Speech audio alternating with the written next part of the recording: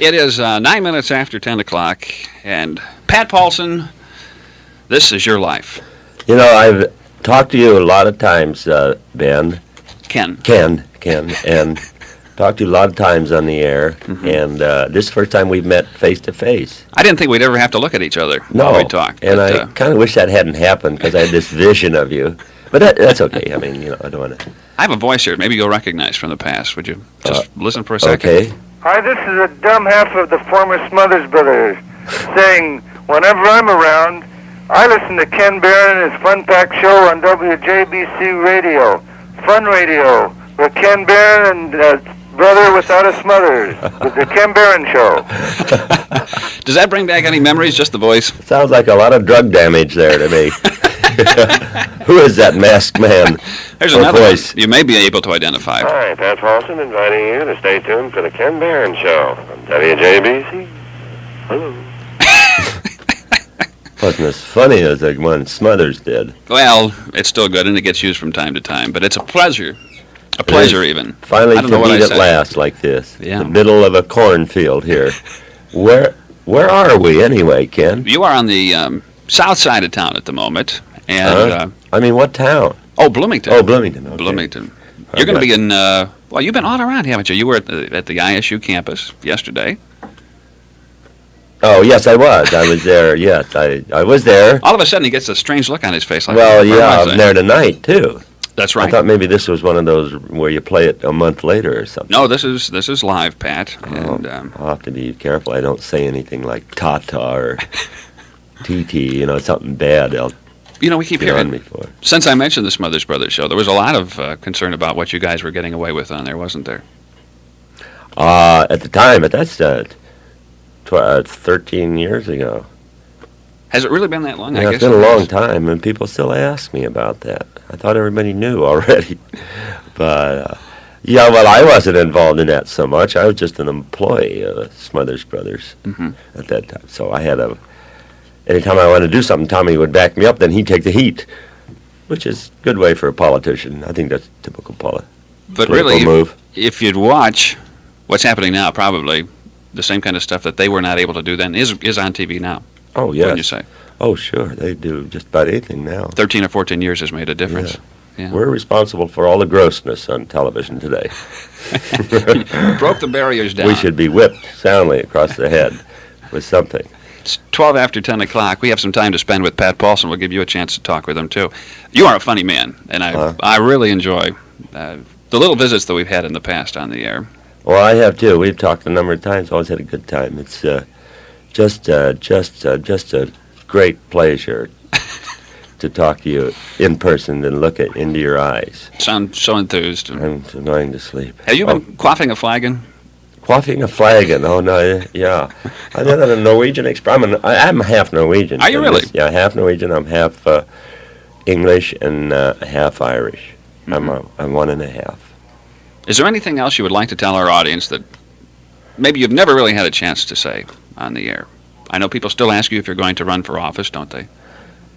Yeah. No, I've just about said all I wanted to say about politics, although Reagan, I did talk on foreign policy the other night, foreign affairs. Mm-hmm. That's when you meet a pretty girl in Naples, and if your wife isn't with you, you have an affair. That's known as foreign affairs. I did talk about that on the Tomorrow Show a couple of days ago. Now, I get up so early. I had to get up You didn't see it, yeah. 4 o'clock, so I missed that. But, I'm kind of a semi-regular on that show now until it goes off the air, probably. I'm latching on to a loser again. Why is that? Tom is going to quit, I guess, or do something if David Letterman is between him and, it's all... Mm-hmm. I think it's out now. I'm not saying anything that nobody knows about. But it looks like Snyder's going to be gone. Well, I don't know. It depends on what NBC does, I guess. I'm not involved in that. I'm sorry, I opened my mouth. But I'm going to do that show until it goes off. That's what they want anyway. Mm-hmm. Talk on topical things. As soon as something comes up that happens that I can do enough jokes about. Mm-hmm. Political humor has been one of your fortes. And that sort of started gradually, didn't it, on the Smothers Brothers show? Yeah, it was...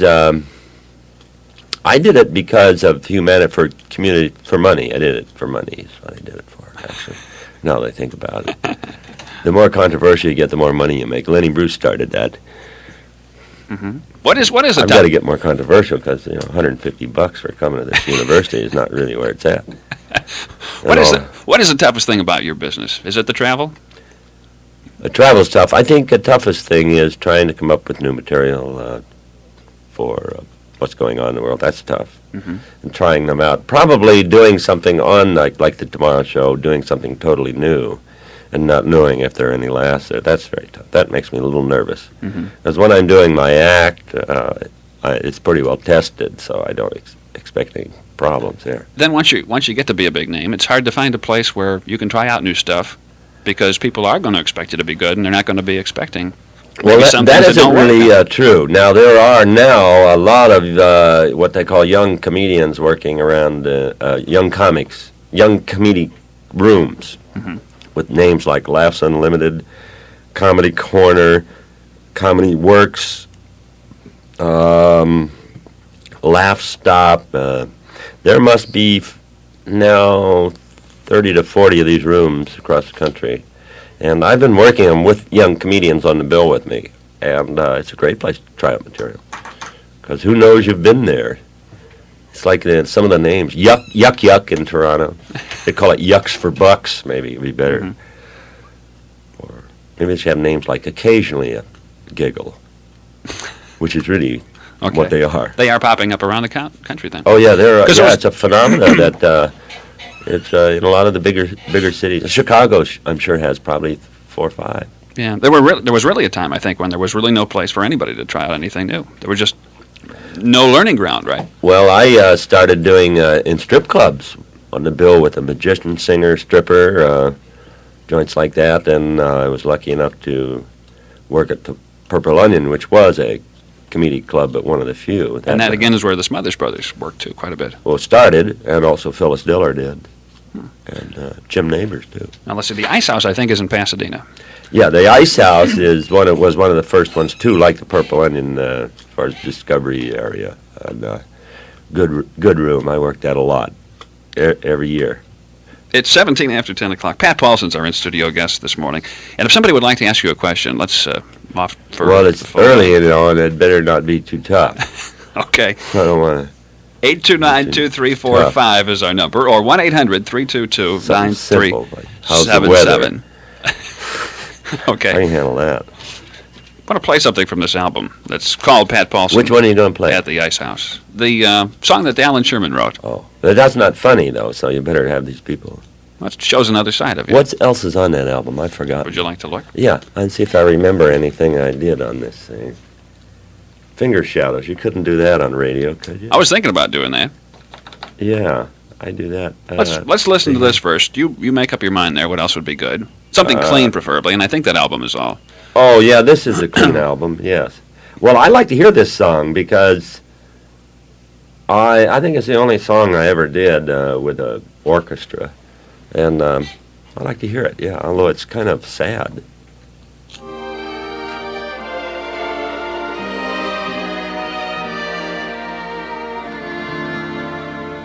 You're born, you weep, you smile, you sleep, you cling, you crawl, you stand, you fall, you stand again and try, and then you walk. You eat, you drink, you feel, you think, you play, you grow, you learn, you know, and then one day you find a way to talk. You're young, you fly, you laugh, you cry, you're grown, you're on your own at last. You lose, you win, your days begin to slip away too fast, too fast. Too soon you'll hear a distant drum. Too soon a time to go will come. and time won't wait. Is it too late to ask? Did I ever love? Did I ever give? Did I ever really live? Did I ever love? Did I ever give? Did I ever really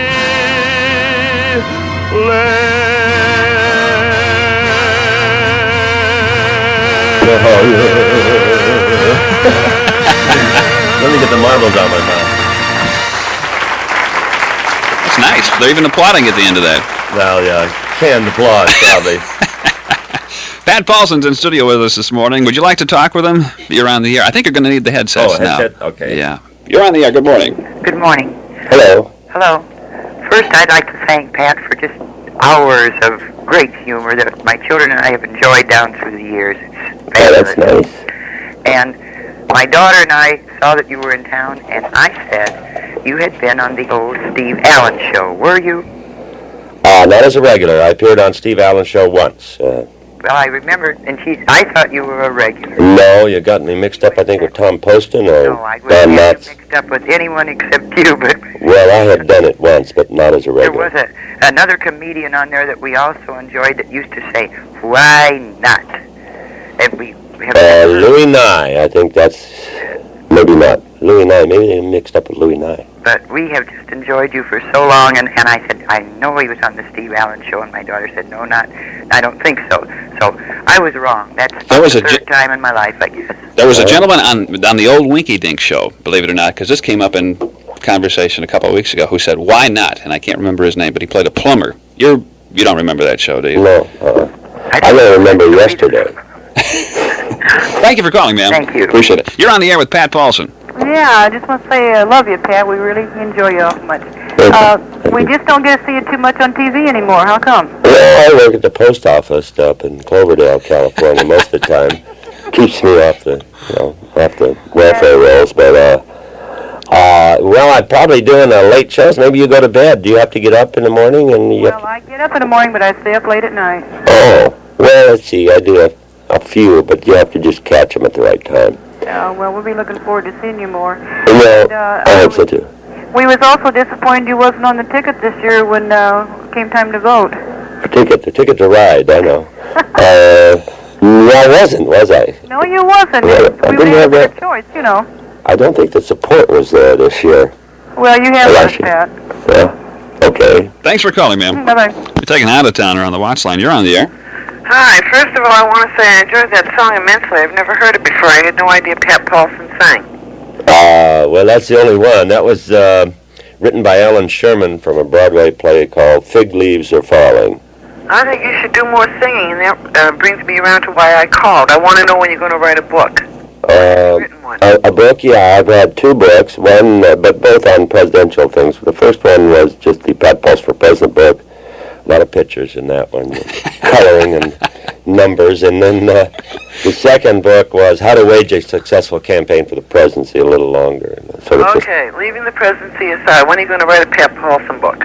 About what? About my life? Yeah. No, Philosophy especially.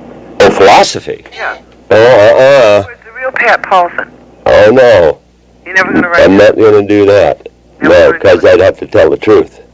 Well, if you weren't in the comedian business, what would you be? I shall be a shoe salesman or something like that. Work in a Are you warehouse. joking now? No. I'd probably work in a warehouse or a photostat operator or something like that. Well, I'll be looking forward to when you write your Pat Paulsen book with your philosophy, because you've got a lot of depth that you hide. He has this beautiful mane, if you haven't seen him lately. You can really replace I need a haircut. at like you MGM, said. I think. What's that? Oh, yeah? Leo the Lion. Yeah, I've been washing it in Tide, and it makes it kind of stick out like that. Thank you for calling, You ma'am. should follow your singing and your writing careers. Thank you, I appreciate that. Right, Very bye-bye. nice. Yeah. Sure. Was that your mother? Yes, Mom calls in all the time.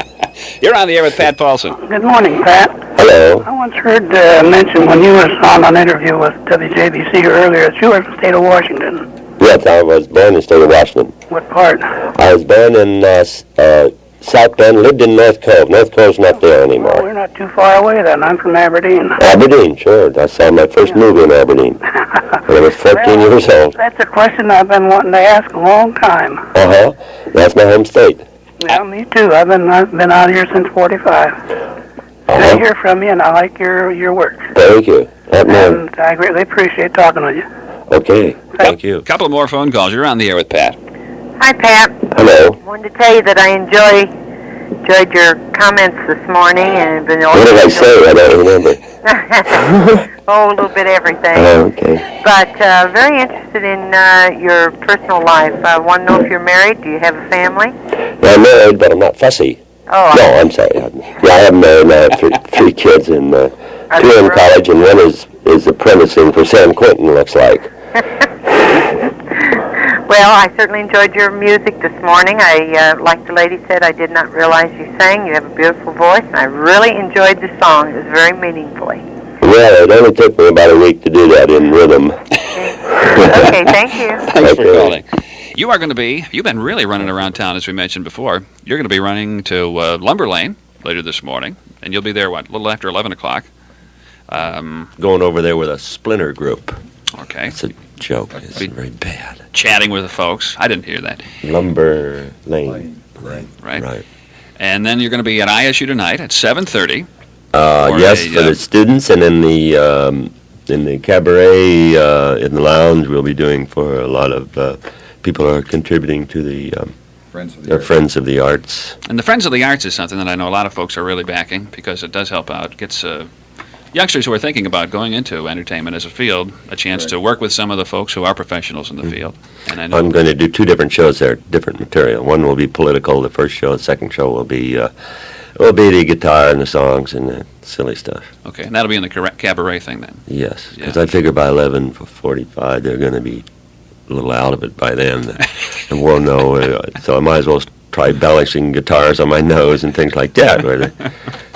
Okay. The show at 7:30 is also going to feature, we may as well mention this, the Northern Steel Band from DeKalb, which is an unusual group. The Creative Arts Ensemble from ISU, a group called Panama, too. And I have the pleasure of introducing you tonight over at You're going to be there, right? Yes. So. And there'll be everybody should come and hear that introduction. It's going to be just great. One of the great introducers of all time. You're on the air. Go ahead. Hi, good morning. Hello. I saw you on TV this week. Was it the Johnny Carson show? The Tomorrow Show. Oh, Tom Snyder. Yes. Right. I was hoping he would have interviewed you, but was that a tape or something? No, he had interviewed me 2 weeks before that, and so they decided to have me just come on and do 4 or 5 minutes every 3 weeks or so, and it doesn't want to interview me every time. Oh, that was so good. Yeah, it was kind of fun. Oh, it sure sounded like it. Uh-huh. And another thing, I've had some Pat Paulsen for president buttons, campaign buttons, and I've got about a dozen of them in there. I don't know how many years old. Is that the big round one that they had on the Eagle? Right. Those are worth at swap meets about $15 now. A piece? Yeah, I think you can swap them. You can get a couple of Wendell Wilkies for one of mine. Even a Calvin Coolidge. Thanks for listening. They are valuable. They're considered a scarcity because of the fact we only made about 1,000 of them. Oh, well, super. Yeah. I'm sure glad I got in. When you hang on to them, someday they'll be worth $25 100 years from now. Someday I may go try and get 15 right now. Yeah, you'd have to find the right people that want them. But well, that's the problem. Mm-hmm. Well, I enjoy your program and enjoy listening to you and everything else. Well, thank you. All right. Good enough. Have you found the folks to be friendly that you've run into so far? Where? Here. I mean, here. You were at College Hills Mall last night, and yeah. Oh, yes, extremely friendly. What's the matter with them? Are they sick? Not like California or Detroit or something. Yes, they are extremely friendly. You can really walk around California, and people don't really get all excited. I imagine, do they? I'm the one that's unfriendly. They're very friendly here. It's me that's got the problem. Come out of California. And, no, I wouldn't say that. Well, the people are, yes, they really are. It's, not a surprise, but it was welcome. Sure. Well, they're friendly folks around here, and I know a lot of them will be there tonight to see you for both shows. I don't trust people that are too friendly, do you? You don't? Oh. No, what do they want? I don't know if there's anything else we should really cover now. Have we covered everything that should be happening? Yeah, we should cover the windows here and close the show down. I do thank you so much for dropping by. Well, I know in my heart, Ken, I've said this before, that for centuries to come, years will pass. Boy, there's some thought there. There is. There's meaning there. It's deep. Pat Paulsen, thank you. Okay, Ken, thank you.